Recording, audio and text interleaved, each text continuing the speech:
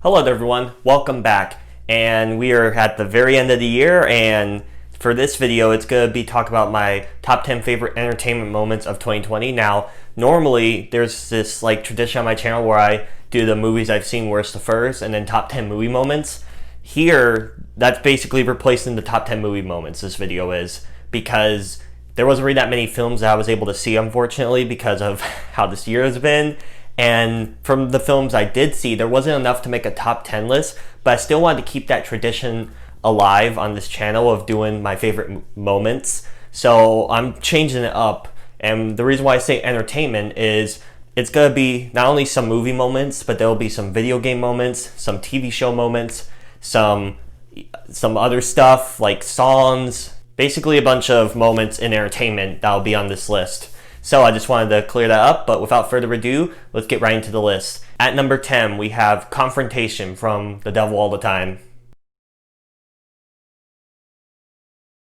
Now, this film was a pretty terrific film from Netflix. It took a bit to really think about, but once you think about and how everything connects and stuff, and just how the story's told, I think it's really great. And this was one of the build-up moments where Tom Holland's character, after this tragedy that happens with a family member of his because of Robert Pattinson's character, and it just builds up the dialogue in this scene. It's really engaging. It's some of the funniest line delivery I've ever heard from an actor, that being Robert Pattinson. Terrific performance and a pretty epic type of climax, and this was the moment for me personally that really stuck out the most in this movie. Number 9, The Exploding Heads from The Boys Season 2. Now, yes, I had to put something from this show on the list because I thought season 2, just like the show in general, was fantastic. And really, this was a thing that they were teasing throughout, because in the first episode, you had someone's head explode for no reason. It was shocking. And so after all the craziness we sat through, we're at this point, it looks like your main characters are gonna get some justice and stuff will be exposed and all. And then all of a sudden, you have a bunch of people's heads in this courtroom, just exploding left and right, including this witness that was going to testify to help for their cause. So it just really left a lot of stuff in the air on who did this and who could have done this, and it really kept you guessing. And this was before the final episode, so you still had to wait another week because they released the show weekly to see what would happen. And for a moment like that to keep you engaged and whoa, I mean, that alone deserves a spot on the list. Number 8, the opening battle from Ghost of Tsushima. Now, Ghost of Tsushima was easily one of the best games that came out this year for sure, and that has to do with the gameplay, the storytelling, and how it looks. And I think all three of those are highlighted here because the performances on this opening battle, it sets you into the story on what's going on, what the plot is, the Mongols trying to invade your island, you guys trying to fend them off, and it just shows you the main conflict that starts out the story is you guys are ready to fight with honor and all. They clearly aren't. You guys rush into battle, get slaughtered, and it's just a whole sequence because it's a cutscene. Then you play some of it. It transfers between the two, and I just think it was a great opening to this game. Number 7, the Beastars anime intro from Beastars. Now, yes, technically this did come out in 2019, but I think I would add it on the list because that was the Japanese version, and this still is the Japanese, it's a Japanese intro, but the English version wasn't released till this year, which meant it wasn't released on Netflix until this year. So I think I'll count it, which, it's a bit questionable, but I thought I would. And so what I really love about this intro is I remember I saw it on Twitter from the Netflix Twitter or whatever, and I was like, what is this show? And I really dug the music, and I thought it looked beautiful and just gorgeous. So I looked into it and I got interested to check the show out. So really it's because of this intro that really wanted me to look into it more and then become a part of the fandom. So that was really great for an intro. It's really catchy, great great animation and all, how it looks. Really, it's just like I saw people trying to describe what it meant, and the stuff that they were saying, how, so it's just like it really ties in when you look into it all. I don't want to dive into it too much, but I just think it was a great intro. Number 6, Abby versus Ellie, The Last of Us Part 2. Now, yes, this game was really controversial. It got a lot of people angry and mad and all sorts of stuff, but it does have its moments, and I personally love the game.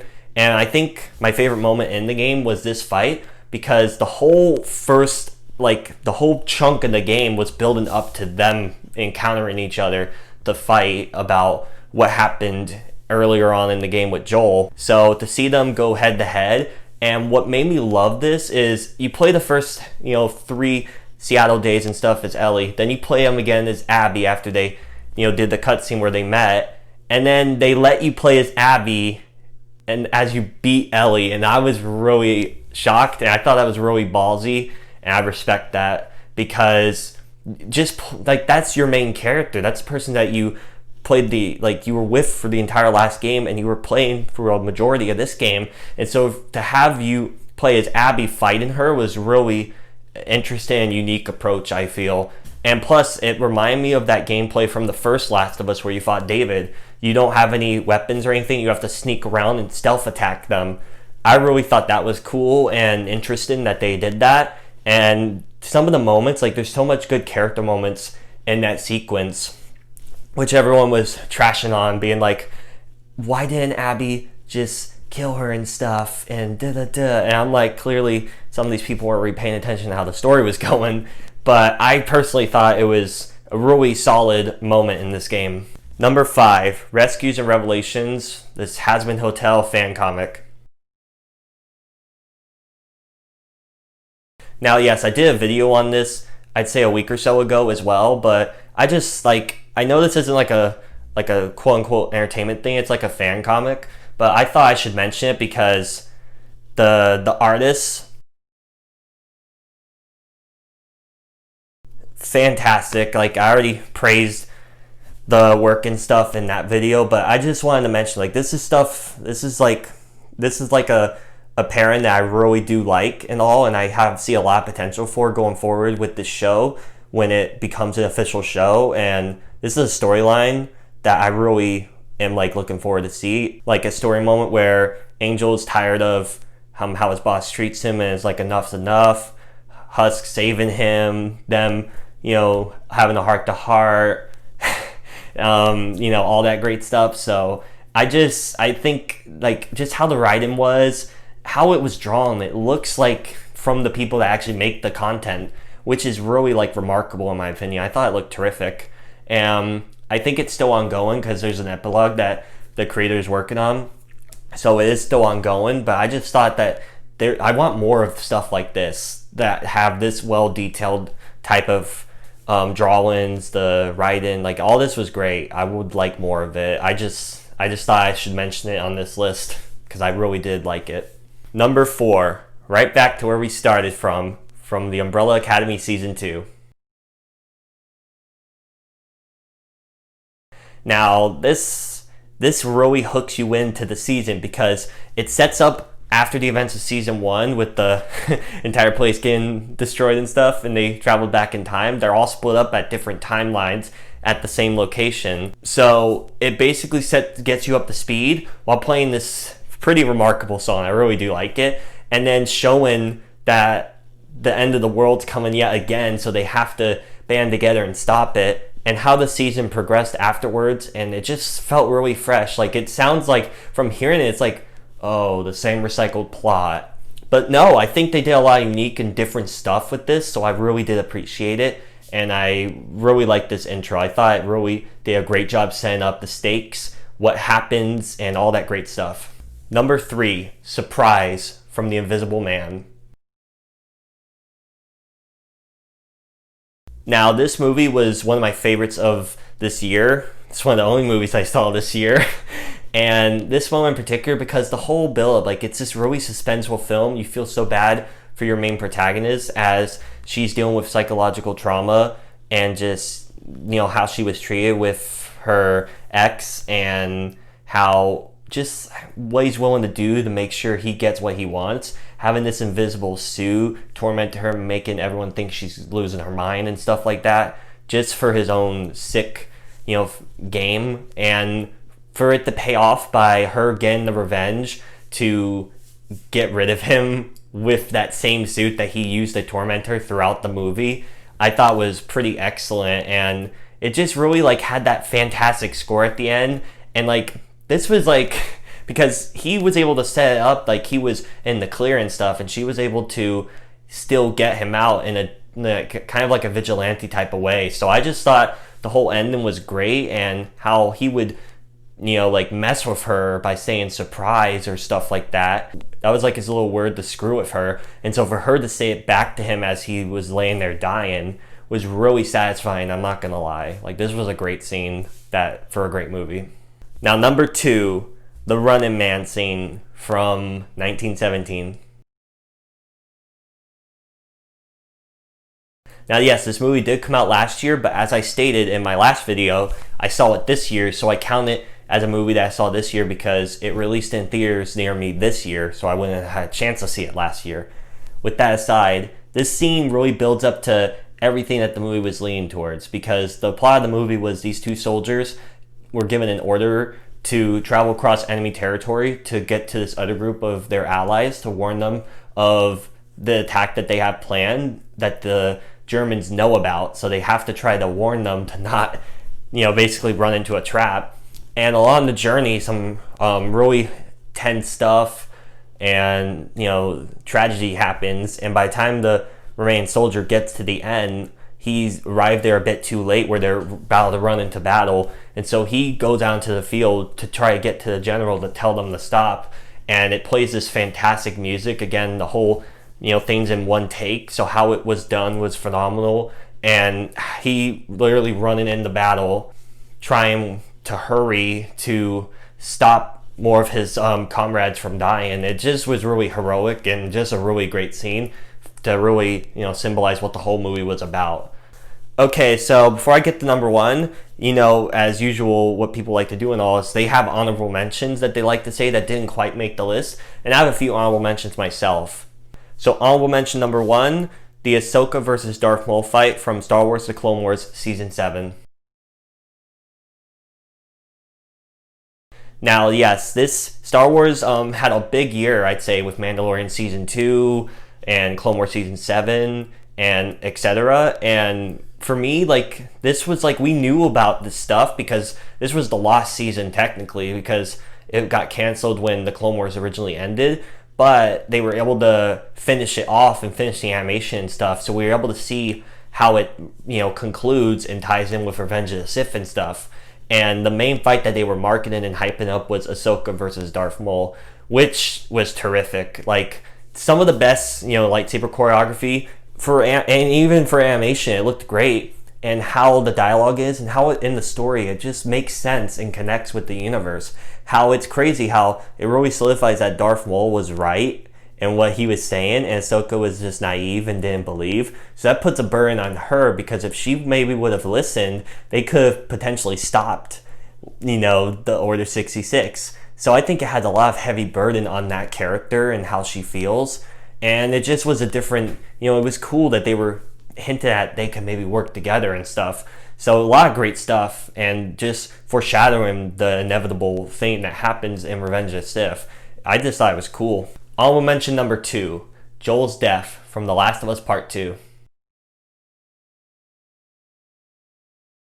Now, yes, the reason why this wasn't on the list, because acting-wise, it's some of the best in video game, in my opinion, and how it sets the plot and story in motion was fantastic, and just how it was, just how the scene worked in general was great.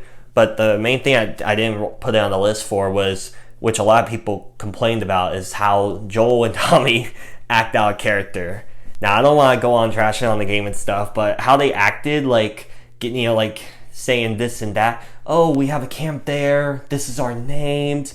This and that. Like, I mean, it's just, like, stuff like that was like, what? Even though I love the game, I can't deny. I think they had to come up with an excuse to get them into that situation, and that was probably the best they can think of. which okay, but still, that's why it wasn't on the list. But still, it was a really great scene. Honorable mention number 3, Honor or Spare from Ghost of Tsushima. Now, this was one of the main things at the end that just really hits, and it's the Honor or Spare, which is after the entire events of the game and what you do to stop your enemies, and how some of your people, including your uncle, doesn't like what you did. You have to choose to either kill him, which is what he wants you to do, to honor his wishes, or to spare him and just walk away. And that choice, like after everything you went through in that game, to give you a choice like that, it was a really tough decision. No matter what you choose, like there's some consequences, and I just thought it was really, it really hits in the feels. Like it was wow. I'll mention number 4, Holiday from Lil Nas X. I just had to put this here because I was really listening to this song a lot. I know a lot of people hate on Lil Nas and stuff, saying he's overrated and all, but he's one of my favorite newer artists that have come out recently. And I just wanted to say that this song was catchy and I like it. That's pretty much it. Alright, but without further ado, we are at number 1, which is the Attic music video from Hazbin Hotel.